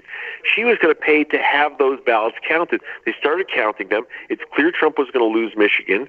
He went to court in Michigan. This is in the book. He went to court in Michigan, Trump, and his lawyer said, Jill Stein can't count those ballots because you can count them 100 times. Jill Stein ain't going to win, which is true. So she has no legal standing to count the ballots. Only Hillary Clinton could demand the count of the ballots because only she could win on the outcome. That's ludicrous. And so that's utterly ludicrous. I hate court asked, listen to this, the court asked Hillary Clinton's lawyers, so what does Secretary Clinton want to do? Does she want to count these ballots or not? And their response, and this is a quote, "We are just here to observe." What? That's Bob's point, right? Like, whether Stacey Abrams was black, white, blue, whatever, that party, it's like Hillary Clinton had the position and standing to do that. She chose not to. And so it becomes this thing of like, what are they doing? Like, what's... Here's the problem. It's not like no Democrat complains. The problem is where is the Congressional White Caucus? And that's my problem, which is, where are these folks? Now, I am now investigating in Wisconsin, which, again, because that's going to be the swing state of swing states. Once again, the right wing is demanding under Wisconsin law that they remove 250,000 voters from the Wisconsin voter rolls. And 250,000 voters, most of them African Americans, mostly Milwaukee and Madison. Madison's where the university is. Milwaukee's where the African American population is centered. And they want to knock off 250,000 voters. Now, that's 10 times Trump's supposed margin. Now, I will say, and this is the good news, and I want people to understand that it isn't all grim. You can do things. I told you about how Wisconsin was stolen by trickery by that governor, right-wing Governor Scott Walker. Well, despite all his trickery, despite all his games with voter IDs, despite all the purge mania and blocking people from voting, closing voting stations, you name it, Scott Walker lost re-election to the Democrat in 2018. He lost. And as lieutenant governor, we have a brilliant and militant young African-American named Mandela Barnes. And I just met with him in Milwaukee just before the lockdown. And he's very concerned about these voting issues. So by bringing in this really strong African-American voice into government, you can. So in other words, you can win some despite all the efforts, because I'll tell you, and here's the key, and I want everyone to remember this, they can't steal all the votes all the time. I calculated with pretty darn good accuracy that 7.9 million votes were stolen in 2016. 7.9 million. Greg, now you say, wow, that's a lot. I mean, like, even if people could overcome that, that's horrendous. Like, that's a national disgrace. Like, the notion that we would have half of our population to not vote. How can people secure the vote? Meaning, even if they do get themselves and get their ability to vote, how can they ensure that when they place that vote is going to the right person? Because you said yourself that they didn't review all of those votes. I mean, and it becomes onerous to have to put all of that money into that in order to do that, meaning some candidates may not actually even have the money to do it. A presidential candidate would, but the presidential candidate doesn't have the temerity to do that. I was around when George Bush won it in the Supreme Court. Al Gore gavels down one Democrat after the next, black, who keeps saying, you need to challenge this. And at the end of Gore gaveling down all of these people who are trying to say, please, Vice President, challenge this, they couldn't get one Democrat in the Senate to back him for it. So this goes back to like 20, 30 years. And it's like we're still having the same conversation on the issue. This is kind of where the whole, where Bob makes the point that, yeah, Democrats are, trash on this stuff. And it doesn't necessarily seem to change. How can we as citizens protect our votes? And not just protect it, to ensure that when we vote, that person is the person that we are actually voting for, not some kind of random glitch that the machine is clicking over. We have about 30 seconds. You said you have a very strong understanding of history, that vote suppression, vote theft, racial bending of the vote did not start Tuesday in Georgia, nor did it start with the Stacey Abrams race in 18.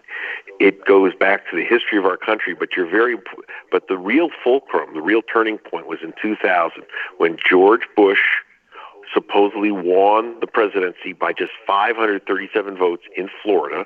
I investigated that for The Guardian. That's also in the book, which is that, the Republicans, in fact, Jeb Bush, the candidate's brother, who's governor, ordered the removal of tens of thousands of black folk from the voter roll, saying that they were felons, convicted felons, ex-cons who were not allowed to vote in Florida. Now, no newspaper challenged that. I'm in England, I'm in London, and I say, get me those lists. I get the lists, and two things. First of all, I find out all these names say BLA next to them, blah, blah, blah. I said, what's blah, blah, blah? Black. They have the race next to the voter, so I'm not guessing that they're removing black voters. And not a single one was an ex-con illegal voter. Their only crime was voting while black. You couldn't get a white Democrat to say one word about removing tens of thousands of black people, even to the point when Al Gore knew what was going on. I can tell you right now, he personally was handed my story from The Guardian and told, this is going to hit the U.S. You should take this to the Supreme Court. This is how they stole it. And he refused to do it. Yeah, with that, Unfortunately, we are out of time here with Greg Palast. Greg, thank you so much for joining us. People can find more of your work at gregpalast.com and look forward to your brand new book on July 14th, How Trump Stole 2020, The Hunt for America's Varnished Voters. Greg, thank you again. You can get it now, too. Okay, bye. Right now, it's out now. How Trump Stole the 2020 election. Go get it now. With that, we take a quick break before coming back with our weekly Trends with Benefits segment. You're listening to Political Misfits on Radio Sputnik, live in D.C. We're back after this.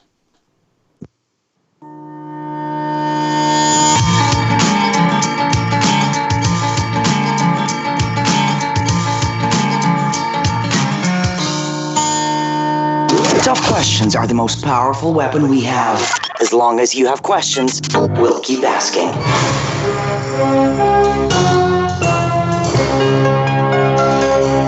Radio Sputnik, telling the untold.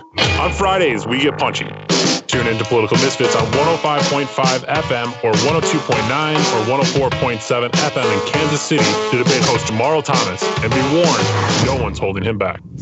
Come at me, bro. Come at me, bro. Are you bored? Are you lonely? Do you need a hug? Well, we can't give you that, but we can keep you up to date on Radio Sputnik.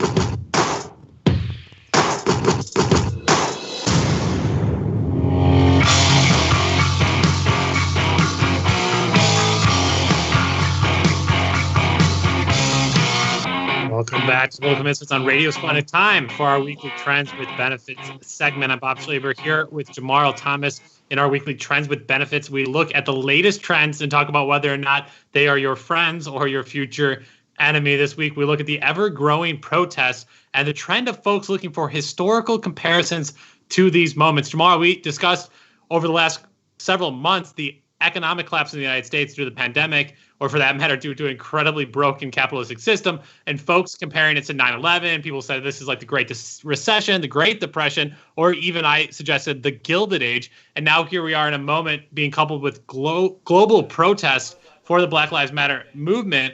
And people are asking, well, what historical moment do these protests most relate to? What do you think? Give us a call, 202-521-1320. 1968, Jamal pops into my head. Obviously, I was well before my time, so it's all filtered through nostalgia and the U.S. media, which obviously has bastardized anything I know about what was taking place then. But I'm curious what our listeners think. Does the history connect to this pivotal moment we find ourselves in? Give us a call, 202-521-1320. To continue our conversation, we are joined by Carly Webb, a journalist, a videographer, and anti-imperialist labor and trans rights organizer with the Party of Socialism and Liberation in Connecticut. Carly, welcome to Political Misfits.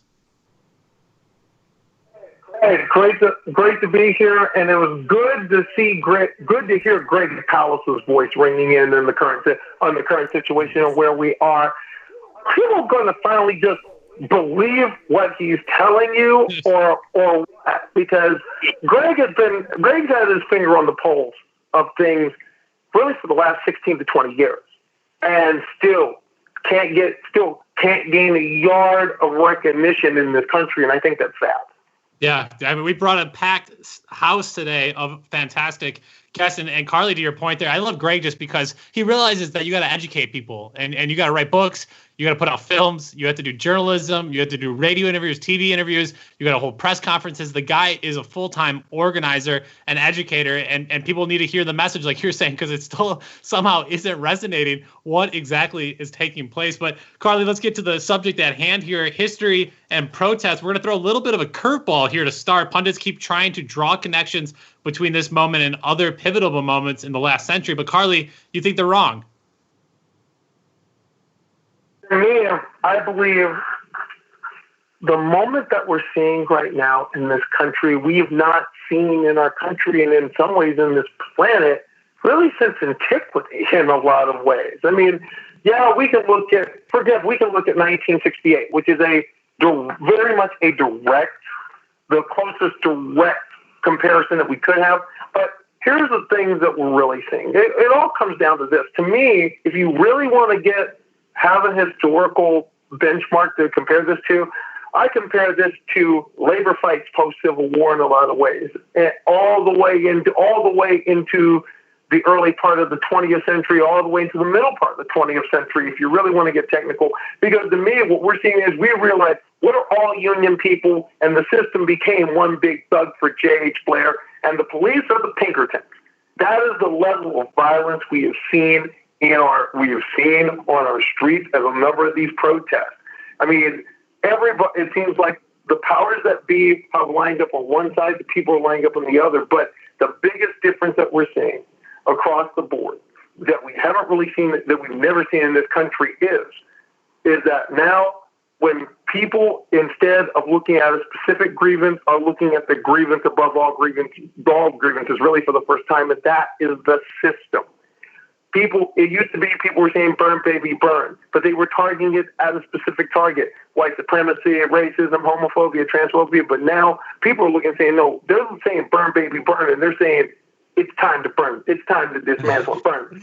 Carly, I hear you, Carly. I'm kind of interested. I feel like I'm in a weird time loop or a moment of cynicism where it feels like I've been here before. And as an organizer, I've come into the space around social justice, economic justice, political justice, environmental justice, all of these movements for justice just recently in my career, the last 10 years or so, and have been an active organizer. And so much of the work is the same work. You get people into a room, you find common agreement, you build relationships, you go and protest and take on the system, you try to push the system, you try to get reaction, and you go back and organize. And for me, in many ways, this feels just like we were after the killing of Walter Scott, or after Sandra Bland, or after the killing of Alton Sterling. There's so many others. Being inside the beast and kind of just being a head down organizer, it's hard to kind of get a larger perspective of what's taking place outside of the work. It's like we're too close to history to really understand history, if that makes sense. Tell me a little bit more about why. I guess the conversations are new with my family, but I feel at the same time, this somehow just is quietly going to die down again in some months. Something's going to happen where there's going to be a school shooting of children, and everybody turns their attention towards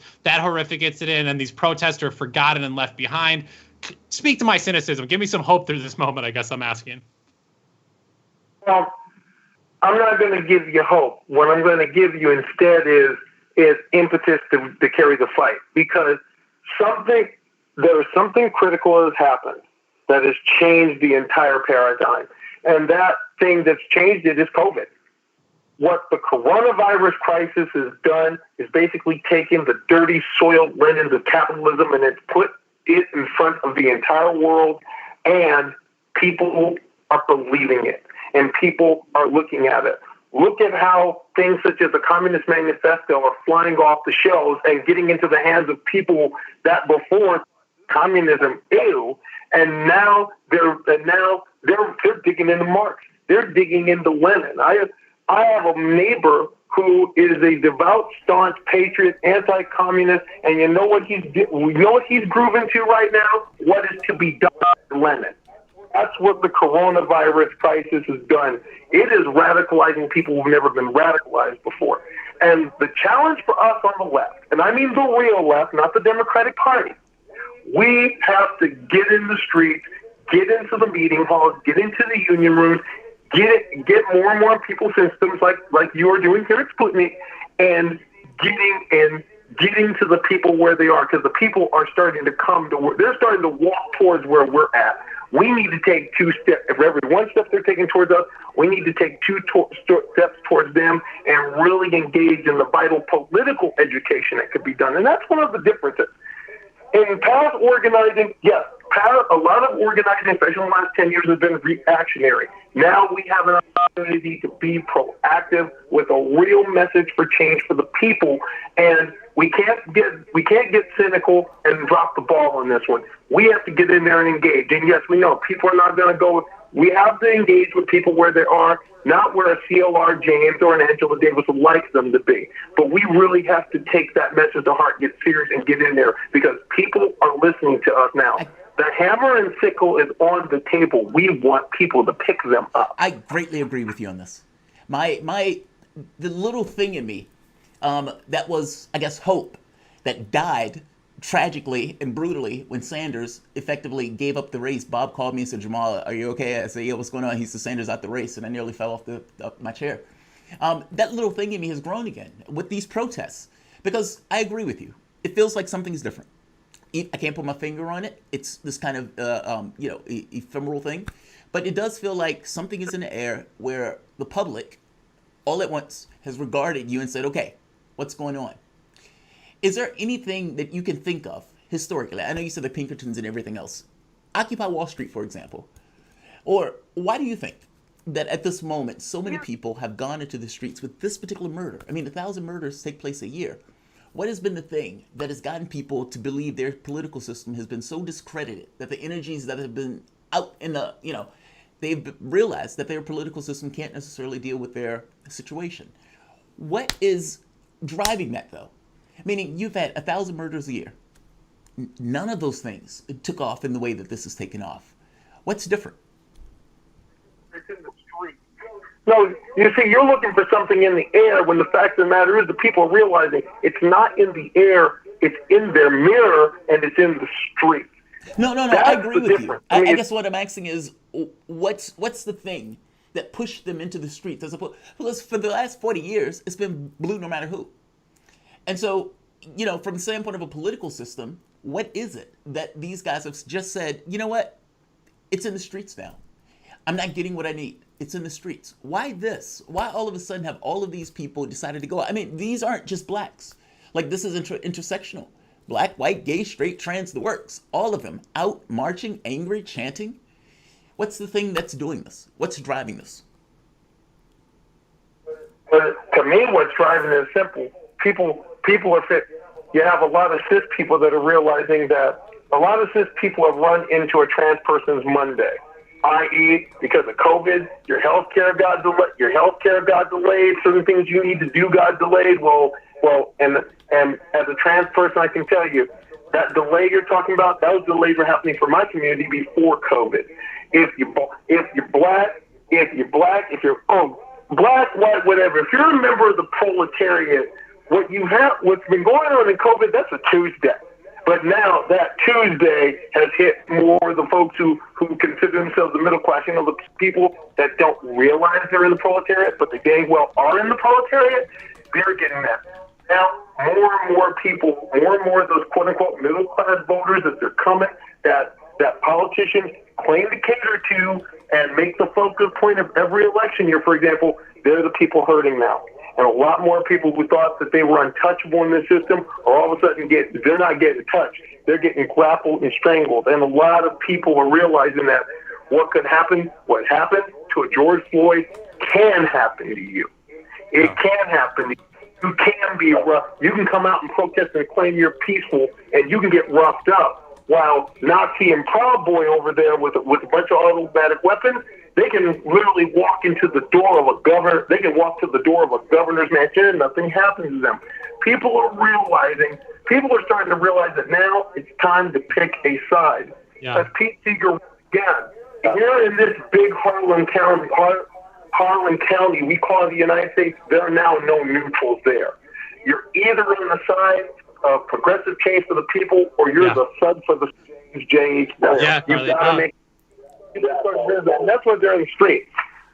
Carly, I was curious here with our Trends with Benefit segment here on Political Misfits, kind of this trend of movement of protests in themselves. And I'm always amazed by protests, how they can build on past protests. It's just a very micro example. Once I was out door knocking with the Black Lives Matter movement, and two things happened. At first, I just knocked on doors and said, hey, I'm Bob. I'm working on an issue on policy around public safety. And maybe people would sign about 30% of the time of the petition.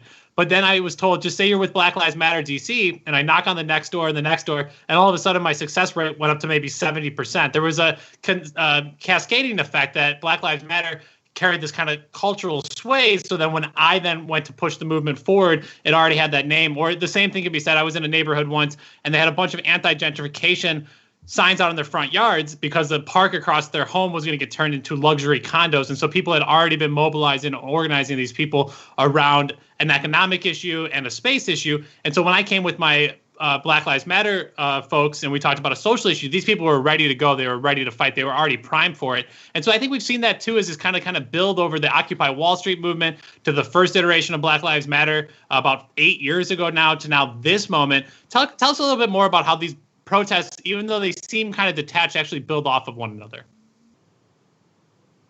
The thing is, though, Black Lives Matter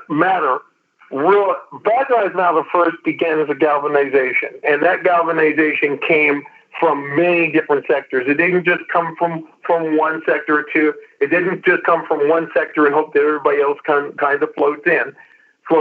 They said, no, we have to draw from many sectors. We have to realize that, number one, just within our community, we are a mosaic of different thoughts, different beliefs, different, and dare I say it, and this is important, different political tendencies. One thing that Black Lives Matter did that very few organizations of this type ever do, and this is across the left as a whole, is they looked at all the different parts and say, right now we need to bring a lot of different tendencies together.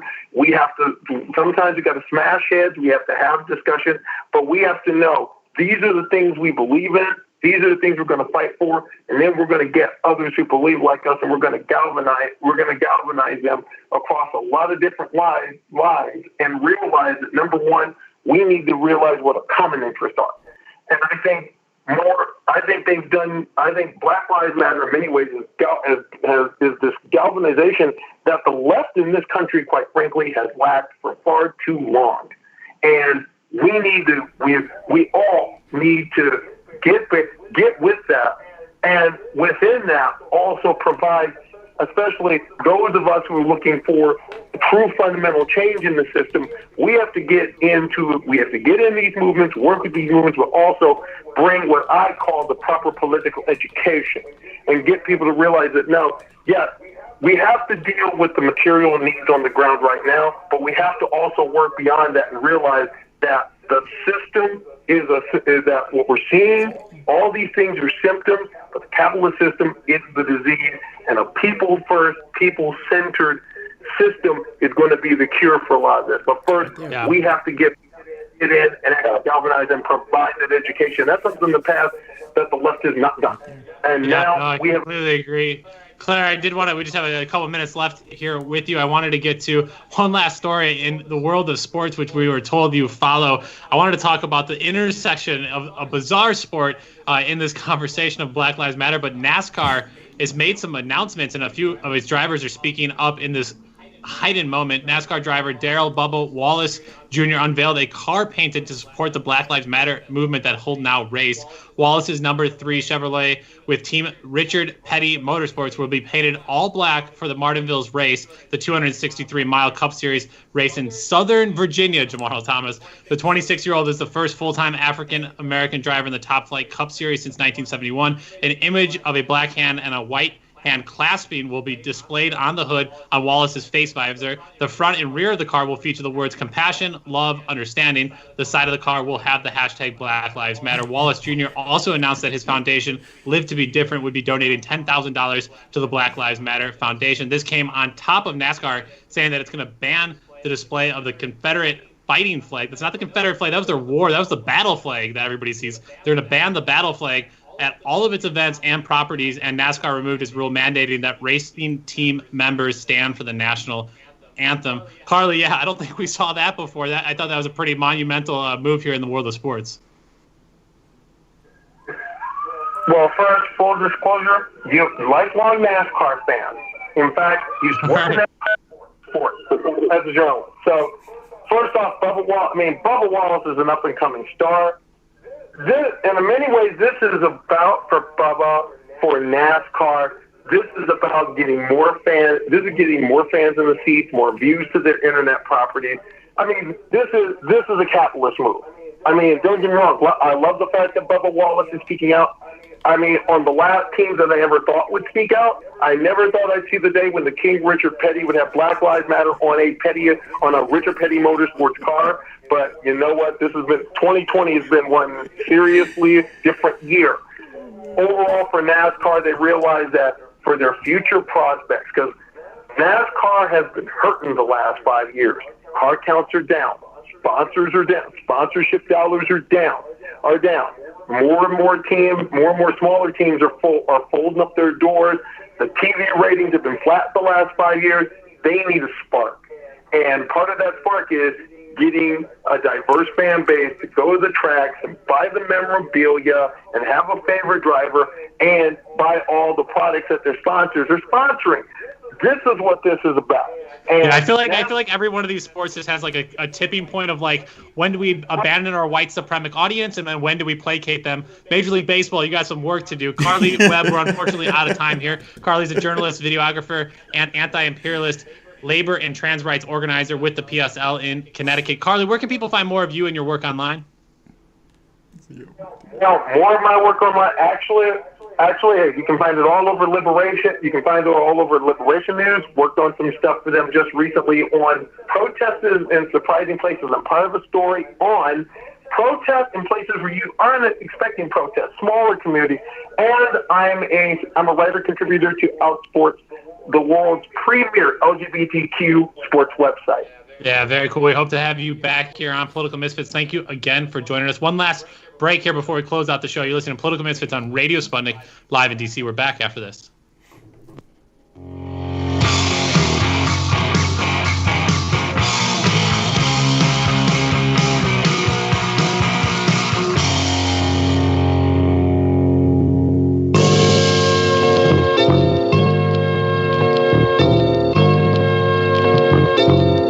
What's the most important hour of the day? It's the Critical Hour with Dr. Wilmer Leon. On this show, we don't just deliver the latest headlines, we divide the real from the fake. Tune in to hear from some of the most brilliant political minds of today, get in-depth news and analysis that goes beyond the surface and dig straight into the details. Set your clock to the Critical Hour for a news perspective unlike any of those other guys. Tune in to the Critical Hour with Dr. Wilmer Leon, weekdays 6 to 7 p.m. Eastern, and catch us on Facebook Live. You're listening to Radio Sputnik.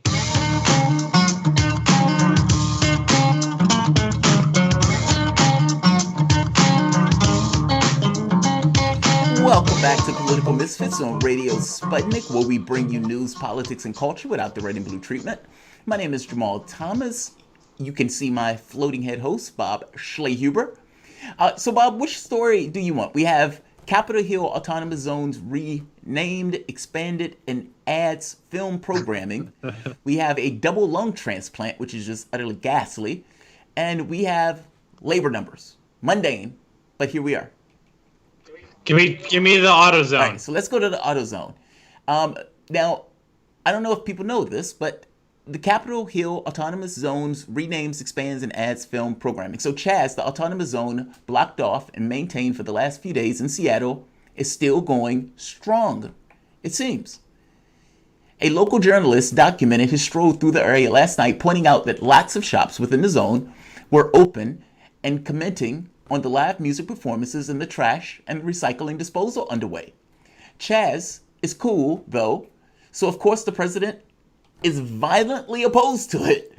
The news from Seattle must have trickled into him last night. I'm pretty sure Fox News had a piece on it. And so he was up tweeting things like, domestic terrorists have taken over Seattle, run by radical left Democrats. Of course, law and order. That was the one I remember last night. Law and Order. I think I even saved that tweet and retweeted it. Radical left Governor Jay Inslee and the mayor of Seattle are being taunted and played at the level that our great country has never seen before. Take back your city now. If you don't do it, I will. This is not a game. These ugly anarchists must be stopped immediately. So much. Move fast. This is so Trump. Extra. This is how you're doing, right? Tweeting at 2 a.m. Losing his mind. I love this. It's funny if it wasn't the president. It makes it sad and appalling in some odd way and yet comical. The Seattle police chief also said yesterday that they actually want the East Precinct back after definitively abandoning it and moving it and all of their stuff in a couple of days out of it. She said scouts at the edge of the zone have no legal right to check identification and alleged that businesses are being extorted within the zone, a claim others' reports contradict. A writer for Seattle Local Stranger is predicting that Chaz is going to end up industrialized, saying that press releases from Seattle's mayor office indicate that the city services are working with Chaz organizers to help clean, maintain, and protect areas within the zone. Time will tell. Is Donald Trump going to get the military to take out the Chaz? Can you imagine that? If Donald Trump puts military in Seattle against what the governor and mayor wants in order to somehow remove it, do you think he is not insane enough to do it? Like, do you put that past him? Well, I mean, they do have a point that you're not allowed to just like set up checkpoints, because that would be really concerning, right? Like if you and me and a few friends went in and started setting up checkpoints around our block. I mean, the police here in Metropolitan Police Department in Washington, D.C. years ago actually got sued and taken to the Supreme Court, where they were found that their actions were unconstitutional because they set up roadblocks around a neighborhood that had a high propensity of shootings. Yeah. Turns out the person that was committing the shootings actually lived inside the zone, and so they were illegally stopping people, thinking that the shootings were coming from like outside into the community. Shows the efficacy of policing. Great job. But obviously you can't just set up checkpoints. So it's fascinating. The city's working with them, water's flowing, electricity's working. I'm pretty confident they've gone and checked with all of the business owners who are there to see what they think about it. So it's pretty cool, Jamar. I'm all for it. Yeah, it's interesting, right? I mean, like, it's these kind of little communities that are setting themselves up and trying to organize. I guess the question becomes, how long does it last?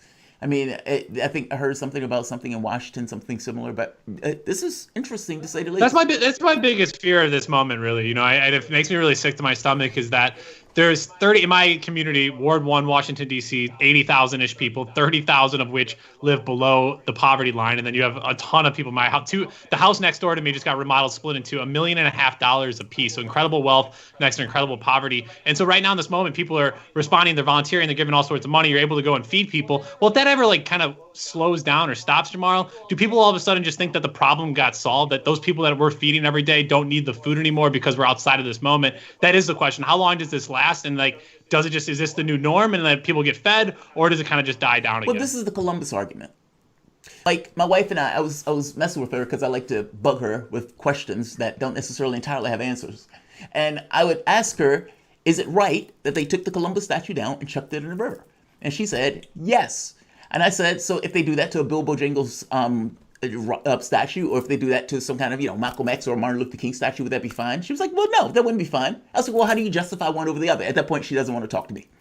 Now, the reality of it is you can't justify it through law, because there is no justification for it through law. You justify because it's a moral act.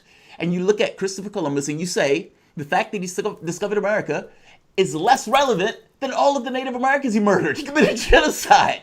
That's like saying Hitler kept the trains running, and then you just focus on the trains because you're a Nazi. You don't care about the fact that he killed all those Jews. It's the same premise, right? You look at that and say, look, I'm not trying to justify this on legal terms. You will take me to jail because you have force of law and you can beat me up and you can mace me. However, I look at that and I acknowledge the pain and suffering from the Native Americans. Well, do we acknowledge that our lifestyle, the way we go about our lives, perpetuate that level of poverty? Do we accept that other side of it? And that's really the honest question that we need to engage. And that's hopefully what people are waking up to, is like, wait a second, I play a role? It's an interesting conversation tomorrow, Thomas. We got to get out of here for the day. Big thank you to Dr. Caroline Light, Steve Grumbine, Greg Palast and Carly Webb. I told you we're bringing all of the guests today. Big shout out to Ryan, Dimitri, Andre, and Saul, the entire Sputnik News team. Big shout out and thank you, as always, to our producer, Michelle Whitty. On behalf of Jamal Thomas and myself, Bob Schlehuber, thank you for listening. Now get back to organizing. Guys, as always, I appreciate you guys showing up for the show.